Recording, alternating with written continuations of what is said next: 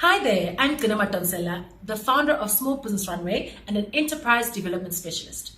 2023 is a big year. It's the year of manifestation. We literally come from 2 years of having a pandemic and COVID.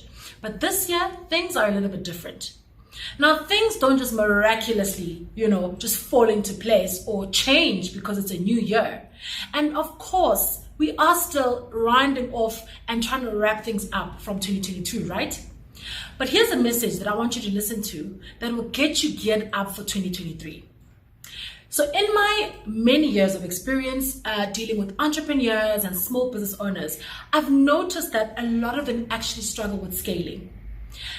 You might be passionate at what you do, you might be good in your work, maybe you do even make, a few sales here and there. However, when they want to move on to the next level, then all of a sudden there's a wave of, feeling stuck.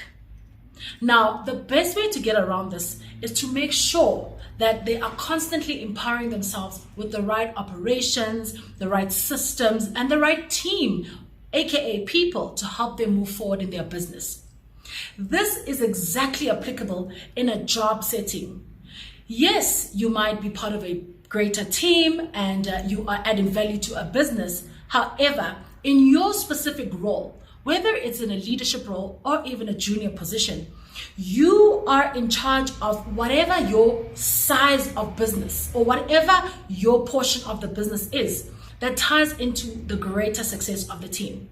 So I want you to think about a few things that you can do to empower yourself this year to be able to add value in whatever business or whatever a job description or whatever that you're doing in the business. There's a very interesting, quote that Napoleon Hill actually, famously quoted and said, you don't build a business, you build the people and the people build the business.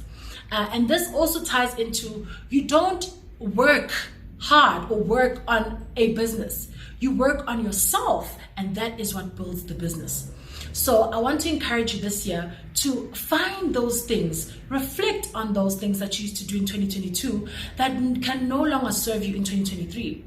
We understand and know that people might be on different levels, but it's important for you as an individual to assess where you are and look at the plans you have for 2022. It might be financial goals where you want to, get some kind of an increase. It might be even, goals of leadership. Maybe you aspire to be in a better position than you are now. It's important for you to have some kind of reflection. And then, so it's very important for you to reflect on, how do I empower myself? How do I learn a new skill? How do I make sure that I am constantly adding value to myself so that I can in turn translate that into the job that I'm doing? So it's very important for you as an employee to understand that there are two types of people in this world. There are the high achievers or the high performers versus the slackers. Now, the telltale signs of the slackers is they don't have a vision. They don't really know when they're going to, move on to the next rank, or they don't really know how to basically move themselves forward. If things change in the business, they'll probably stay there forever.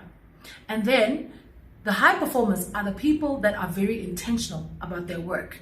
They put in the effort, they set their goals, and then they make sure that they keep checking back in to see if there is growth or success in their area of business. Now, ask yourself as we start the year, which one are you? Are you a high performer or are you a slacker?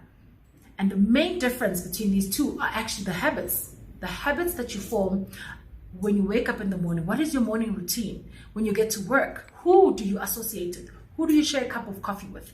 What are you doing to improve yourself in terms of, your education or the skill that you are in within your job description? So strive to be somebody who adds value as opposed to be somebody who's just there for the bare minimum. I'll catch you in the next one.